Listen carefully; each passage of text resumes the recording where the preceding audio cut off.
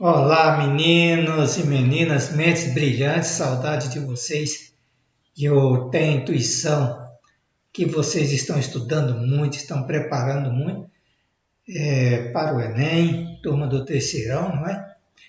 E hoje eu queria falar com vocês, trazer com vocês uma temática que nos envolve muito no campo filosófico, que é a questão da política.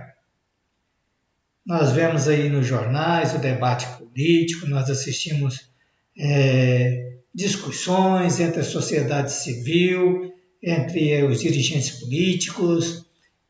Na realidade, nós pensamos na forma de poder e como esse poder ele afeta a vida das pessoas. Então, política é um termo que, se nós observarmos, ele vai ter sua raiz lá na Grécia. Embora as relações de poder elas aconteçam na sociedade, no desenvolvimento das sociedades humanas, quer seja na América, aqui com os povos ameríndios, quer seja na Ásia Menor, quer seja no Oriente, na Europa, seja qualquer parte do mundo, nós vamos observando as relações de poder. Então, política, no seu sentido, é uma relação entre nós, cidadãos, e uma sociedade organizada. O que é uma sociedade organizada? São as instituições, como nós compreendemos hoje, a escola, a igreja e assim por diante. Mas política tem a ver também com cidadãos, com cidadê. Veja bem, e aí, meus caros e amados alunos, você está satisfeito com o mundo ou gostaria de mudá-lo? O que me diz? Está satisfeito com o mundo ou gostaria de mudar? A política vai nessa direção. Nós, cidadãos, podemos mudar o mundo ou nós podemos conservá-lo? E aí, temos que pensar também qual é essa relação de ser cidadão. Isso está lá no campo filosófico. Qual é o conceito, então, de filosofia para a política? O termo política vai estar com sua raiz lá no grego, que é a politeia. Politeia tem a ver com polis. Polis é cidade. Não é? Os gregos desenvolveram a cidade-estado. E a política ela vai acontecer dentro da polis. O que seria então política lá no conceito grego? É uma atividade humana que se refere à sociedade, ao Estado, à administração pública. É por isso que o espaço que vai acontecer o debate político na cidade de Atenas, por exemplo, é a Ágora, onde os cidadãos vão debater as questões da administração pública, as questões do Estado e as questões da sociedade. E aí vejam bem, por que nós discutimos isso na filosofia política? A filosofia política ela vai investigar as relações de poder, as relações de Estado, os regimes políticos, as formas de governo, como que essa sociedade civil ela se organiza com a outra estrutura que foi criada, foi pensada, foi montada para garantir com que a sociedade pudesse viver de forma comunitária.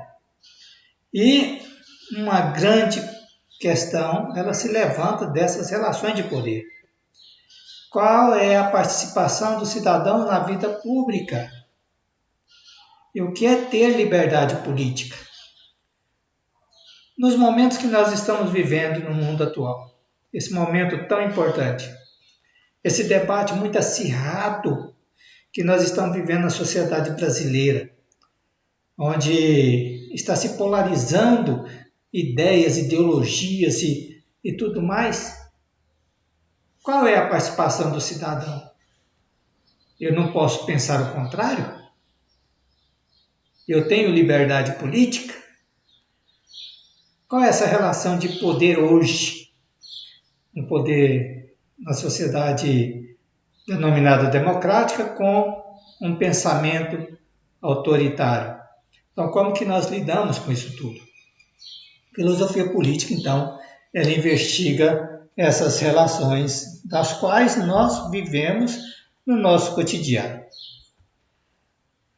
Vamos lá, nosso grande amigo Aristóteles. Aristóteles, vocês bem lembram, ele é discípulo de Platão. E Aristóteles ele fez uma obra muito bacana, ele sistematizou esse pensamento político. Ele tem uma concepção na sua obra política de que a política está atrelada à ética.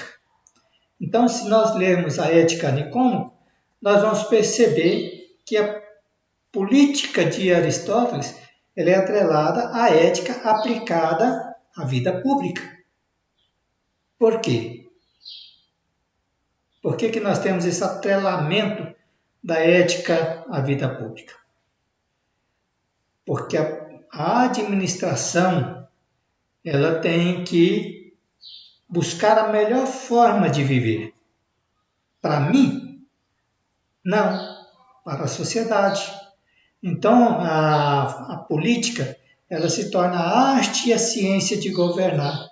Governar para garantir a melhor forma de viver para a polis no seu conjunto, garantindo o bem comum. Esse é o conceito de política no universo grego, partindo de Aristóteles. Então, a política ela tem que garantir o bem comum dos cidadãos. Garantir o bem comum dos cidadãos significa garantir a felicidade. E qual é a concepção de homem nesse contexto todo da política de Aristóteles?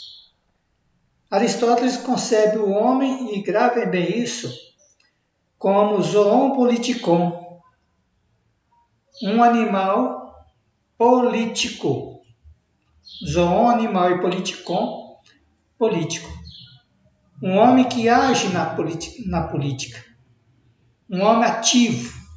Um homem proativo, garantindo o quê? O bem comum, sendo ético, buscando viver da melhor forma possível. Aristóteles, nós vamos tratar disso depois, só uma parte de Aristóteles, como que Aristóteles ele tratou toda essa questão política, mas ele analisou todas as formas de governo e ele vai chegar à sua compreensão de qual seria a forma de governo. Adianto que a forma de governo de todas e das piores, a democracia ainda seria a melhor. Depois nós temos alguns pensadores que vão direcionar o pensamento político moderno. Laswell, Kepler, na obra Poder e Sociedade, olha aí o conceito de política. A política é um processo de formação, distribuição e exercício do poder, bem diferente do pensamento grego. Olha, a política é um processo de formação, distribuição e exercício do poder. E aí nós temos um grande estudioso, Norberto Bobbio, que é o italiano, e ele estuda Estado, governo e sociedade. E olha aí o que ele vai dizer. O poder político, o sumo poder, isto é, o poder cuja posse distingue de toda a sociedade do grupo dominante.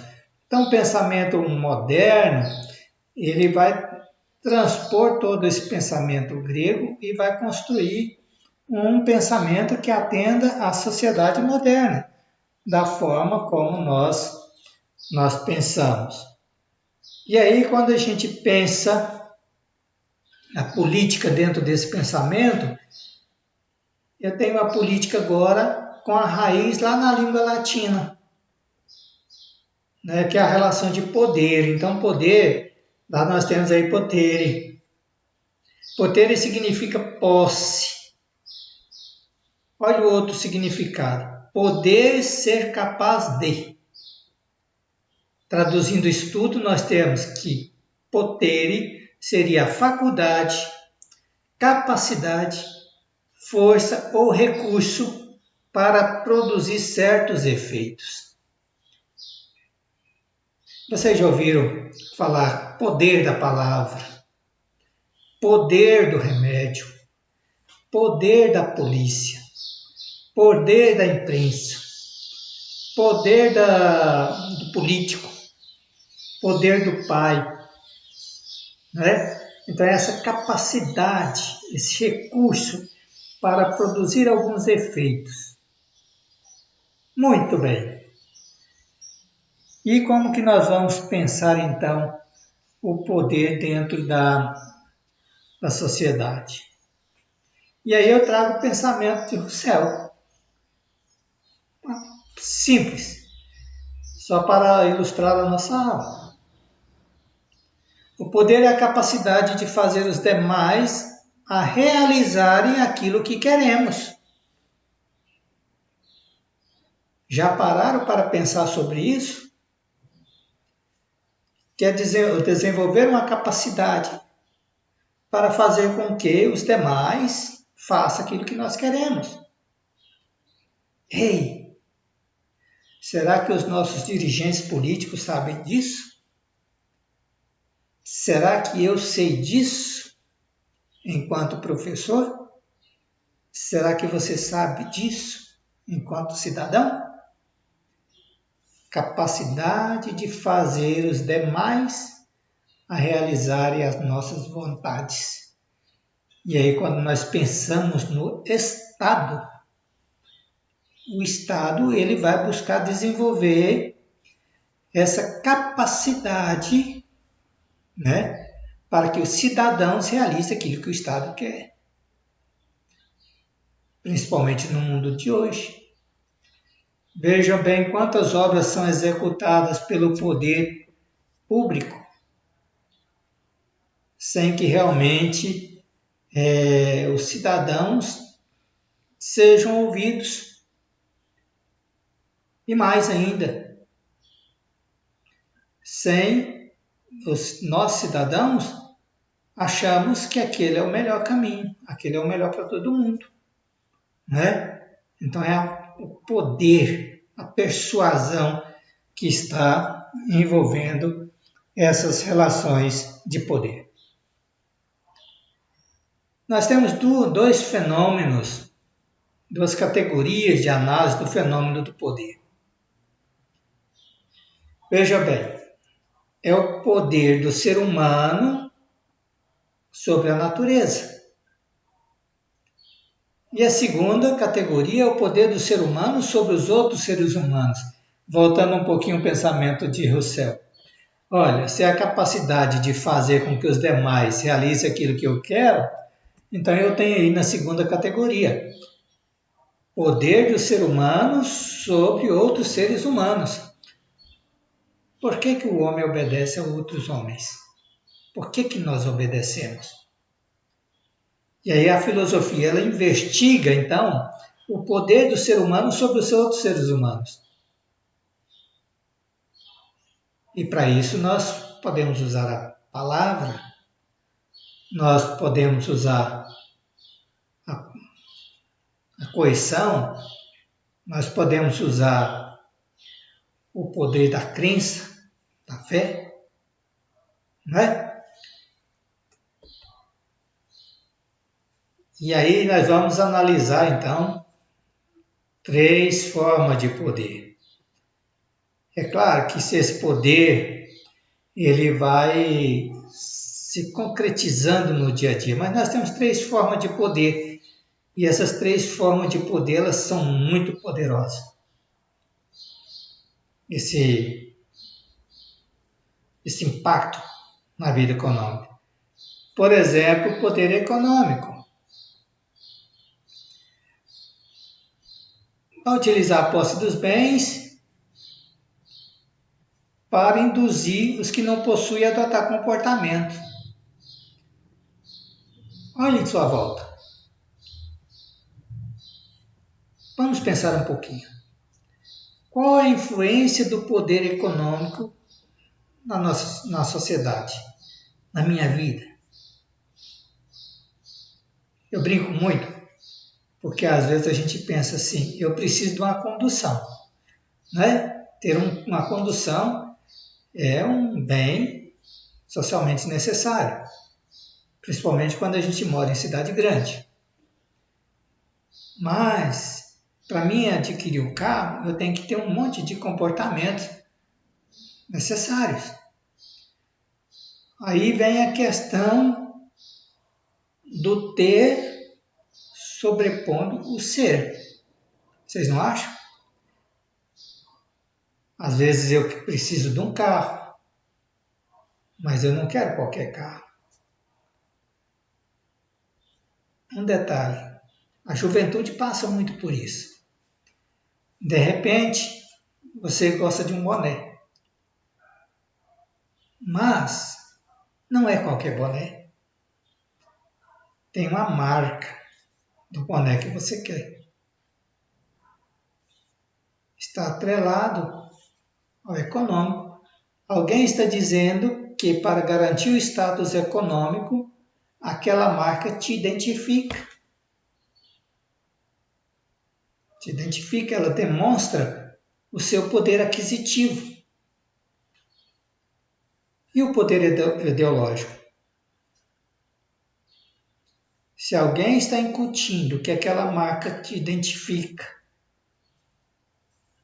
com seu status social, veja bem, o poder ideológico ele vai utilizar de ideias, de valores, doutrinas, para influenciar a conduta alheia, induzindo as pessoas a determinado modo de pensar e agir. O poder ideológico é perigosíssimo, porque se nós não refletirmos sobre aquilo que é posto a nós, nós podemos abarcar as ideias e achar que aquele conjunto de ideias, de pensamento, é o melhor e pode me induzir a uma ação até mesmo de violência. Olha o grande debate no mundo hoje sobre um medicamento. Olha o grande debate no mundo hoje sobre a questão econômica. Então, a questão do poder ideológico, esse que entrar na cabeça das pessoas, induzindo as pessoas a determinado modo de pensamento, levando-as a crer de forma cega sobre essa relação, esse poder, ele interfere profundamente no cotidiano. Interfere profundamente na forma de pensar o bem comum e pensar a felicidade. E o poder político? Rapaz e moças, mentes brilhantes. O poder político ele é exercido pelo Estado, porque ele tem o poder da coerção social. Ele pode usar força física legal, baseado nas leis, baseado no direito, que a sociedade aceita como tal. É o direito civil. E aí quando a gente pensa o poder político, principalmente no Brasil, hoje está tendo muita discussão sobre isso, uma disputa de poderes, esse poder é garantido por uma carta constitucional que vai dizer o que pode e o que não pode, e quando que o Estado pode agir de forma abrupta ou de forma a usar a coerção para coibir aquilo que não está de acordo com o direito pensado e estabelecido na lei. Que nós podemos pensar concluindo essa nossa fala. tanto o poder econômico, o poder ideológico e o poder político, eles estão analisados aqui de forma separadas, mas eles estão interligados. Isso é uma engrenagem política, né?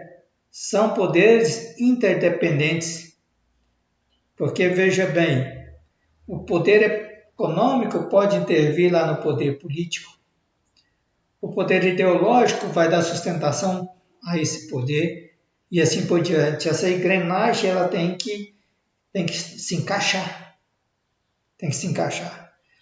E aí quando a gente pensa na toda essa estrutura da filosofia política, nós vamos caminhar para a nossa questão-chave. O que leva o homem a obedecer outro homem? E aí nós vamos, na próxima aula, tratar dos filósofos contratualistas, porque nós fazemos um acordo para viver em sociedade, na sociedade moderna, onde todos estão, em tese, sobre a tutela de um contrato social, onde nós precisamos estabelecer acordos, regras de convivência, a fim de garantir tanto o desenvolvimento político, econômico e social. Meninos, até a próxima aula. Espero que vocês tenham gostado. Se gostaram, deixem um like, deixe o seu comentário, deixe a sua dúvida. Até breve, um abraço, sucesso, mentes brilhantes.